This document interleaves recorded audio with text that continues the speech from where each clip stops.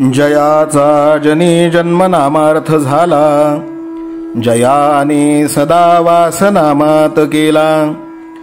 जयाच्या मुखी सर्वदा नाम कीर्ती, नमस्कार त्या ब्रह्मचैतन्यमूर्ती. सकल भुवनमध्ये निर्विशेषं निरीहं, विधि हरिहरवेद्यं योगिभिर्ध्यानगम्यं. जनन मरण भीति भ्रंश सच्चित् स्वरूपं, सकल भुवन बीजं ब्रह्मचैतन्यमीडे. जानकी जीवन स्मरण जय जय राम, सीताकांत स्मरण जय जय राम. श्रीराम जय राम जय जय राम. श्रीराम समर्थ. श्रोते हो, समर्थ सद्गुरु श्री ब्रह्मचैतन्य गोंदवलेकर महाराज यांच्या नित्य प्रवचनादरम्यान विचारल्या जाणाऱ्या प्रश्नाचं अचूक उत्तर कॉमेंट बॉक्समध्ये आम्हाला जरूर कळवा व गुरुकुल शिक्षा यूट्यूब चॅनलतर्फे दिल्या जाणाऱ्या बक्षिसाचे मानकरी व्हा.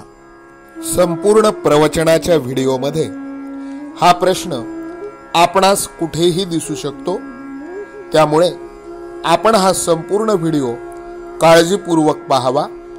चला तर मग ऐकूयात आजचं सद्गुरु श्री ब्रह्मचैतन्य गोंदवलेकर महाराज यांचं प्रवचन. 14 एप्रिल. संत आपल्याला जागे करतात.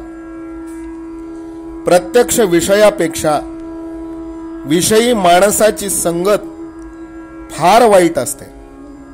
हे ज्याप्रमाणे संसारात तसेच परमार्थातही लागू आहे. संगतीचा परिणाम नेहमी मनावर होतो, म्हणून चांगल्या विचारांच्या माणसाची संगत धरावी. चांगले वाईट हे नेहमी आपल्यावरूनच ओळखावे. स्वतःला सुधारण्याऐवजी आपण जगाची सुधारणा करायला जातो, हेच आपले चुकते. जगात संत असतील असे पुष्कळांना वाटतच नाही. संताला ओळखायला आपल्या अंगी थोडे तरी भगवंताचे प्रेम असायला पाहिजे. आपल्याला आपल्या ध्येयाचा विसर पडला, परंतु संतांनी आपल्याला जागे केले. चुकीची वाट चालत असताना अरे तू वाट चुकलास अशी जागृती संतांनी आपल्याला दिली. तेव्हा जिकडे पाठ होती तिकडे आपण तोंड केले आणि पुन्हा चालू लागलो तर आपण योग्य स्थळी जाऊ. संत आनंदरूप झाल्यावर सुवस्थ बसत नाहीत. ते ज्या लीला करतात त्या जगाच्या कल्याणासाठी असतात. त्यावेळीही ते आपल्या मूळच्या आनंदातच असतात. ते स्वस्थ बसलेले दिसले तरी जगाचे कल्याण करीतच असतात. आपण धडपड करून फुकट मरतो, त्यापेक्षा ते स्वस्थ बसून जिवंत राहतात. हे केव्हाही चांगलेच होय. संत आनंदरूप झालेले असल्यामुळे त्यांच्या वचनानुसार आपण जाऊया. लोकांना उपदेश करण्यामध्ये संतांचा हेतू एकच असतो आणि तो हा की जे मला कळले आहे ते लोकांना कळून लोक सुखी होऊ द्या. संत आपल्या स्वार्थासाठी सांगत नसल्याने त्यांचे म्हणणे आपल्याला खोटे कसे म्हणता येईल. प्रपंच हा दुःखमय आहे हे कळल्यावर त्यावर काहीतरी उपाय केला पाहिजे. तो संतांनी लिहिलेल्या ग्रंथांच्या वाचनाने कळतो. त्या ग्रंथात सांगितलेले आपण करावे. आपण ग्रंथामध्ये जे वाचतो ते जर आचरणात आणले नाही तर त्या वाचनाचा उपयोग नाही. वाचनाचे मनन झाले पाहिजे. साधन व वाचन बरोबर चालावे. ज्या संतांचा ग्रंथ आपण वाचतो त्यांच्या कृपे वाचून तो नीट समजणार नाही. ज्याच्यावर त्यांची कृपा आहे त्याला अंगी विद्वत्ता नसताना देखील त्या ग्रंथाचा बरोबर अर्थ अगदी स्वाभाविकपणे कळेल. विद्वान हा कल्पनेने सत्य स्वरूपाचे वर्णन करतो, पण संत मात्र निश्चयाने, खात्रीने आणि अनुभवाने ते रूप काय आहे हे सांगतात. सत्पुरुषांच्या वचनावर विश्वास ठेवून त्याप्रमाणे वृत्ती बनविणे हा खरा सत्समागम आहे. आजचे बोधवचन संतांची आज्ञा पालन करणे म्हणजे संत सेवाच होय. जानकी जीवन स्मरण जय जय राम, सीताकांत स्मरण जय जय राम. श्रीराम जय राम जय जय राम.